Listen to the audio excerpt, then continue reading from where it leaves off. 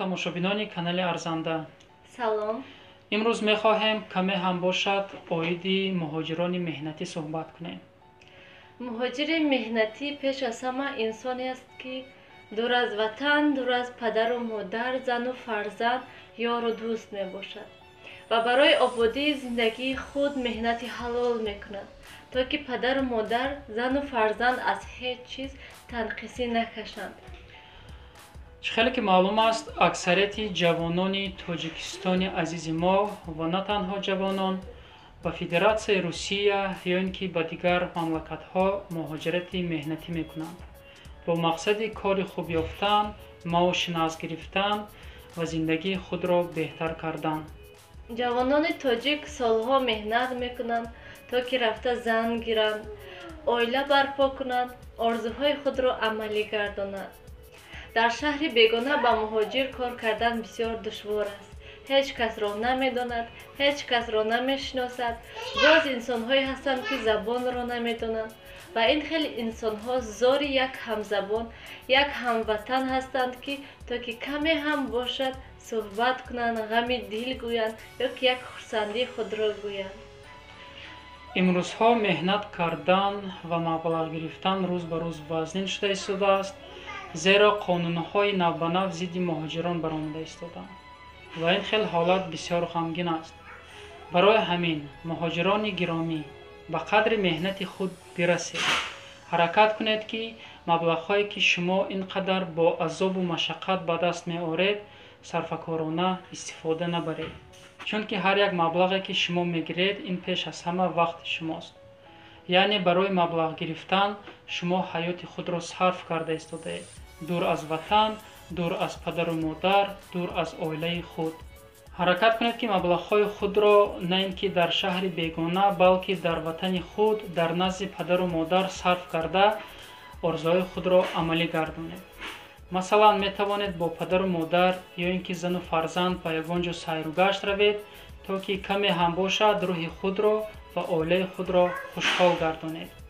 вақте ки дар шаҳри бегона ҳастед, ҳаракат кунед пеш аз ҳама барои худатон рафтори хуб кунед ва саломатии худро ҳамеша эҳтиёт кунед, зеро шумо зану фарзанд падару модарро мехӯронед, мепӯшонед.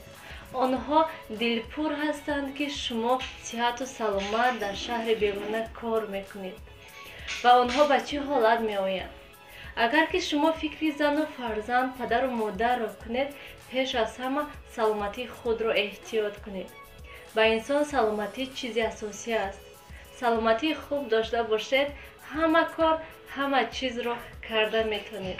афсӯс, ки на ҳама муҳоҷирон инро мефаҳманд. муҳоҷироне ҳастанд, ки маблағҳои ба даст овардаашонро ба ҳар гуна номаъқулиҳо сарф мекунанд. масалан, шароб менӯшанд, фоҳишабозӣ мекунанд, умуман ба ҳар гуна корҳо ва роҳҳои шайтонӣ мераванд. ин хел рафтор на танҳо қадри шуморо, балки қадри тамоми миллати тоҷикро паст мекунад. барои ҳамин муҳоҷироне ки ин тавр рафтор мекунанд, пеш аз ҳама ба қадри худ ва меҳнати худ бирасед. чунки мо дур аз ватан ҳастем ва набояд миллат ва маданияти тоҷикро паст занем. мо ки бандаи мусулмонем, рафтор ва кирдори мо бояд фарқ кунад аз дигарҳо. ва ба зану фарзанд, падару модар низ фаҳмонед, ки то ки ба қадри меҳнати шумо расад. зеро инсоне ки душвории вазнинии зиндагиро ҳис накарда бошад, дар ҳаёт азоб накашида бошад, бо гуфтаҳои кас намефаҳмад. худи ман то он вақте ки бо шавҳарам ба патентгирӣ рафтам, намедонистам ки муҳоҷирон ба чӣ ҳол ҳастанд.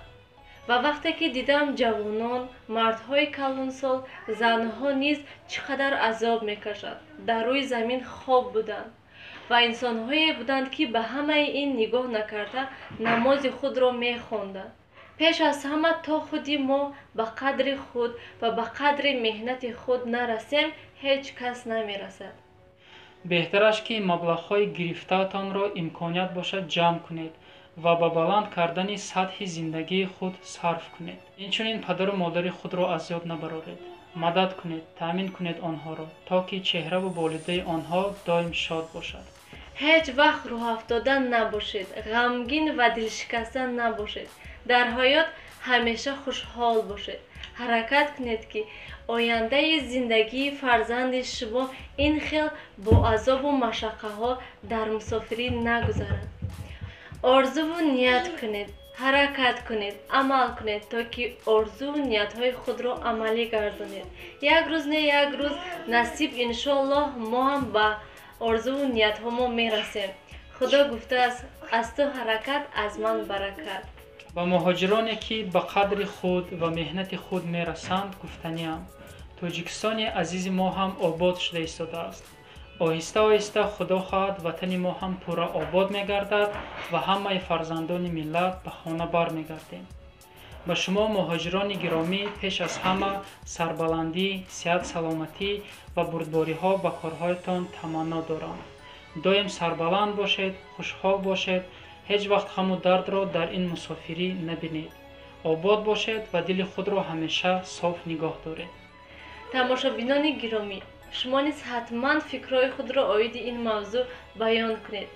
якдигарро дар мусофирӣ дастгирӣ кунед. дашном надиҳед. дили мусофирро наранҷонед. хайр, то дидори оянда. дар паноҳи худо бошед.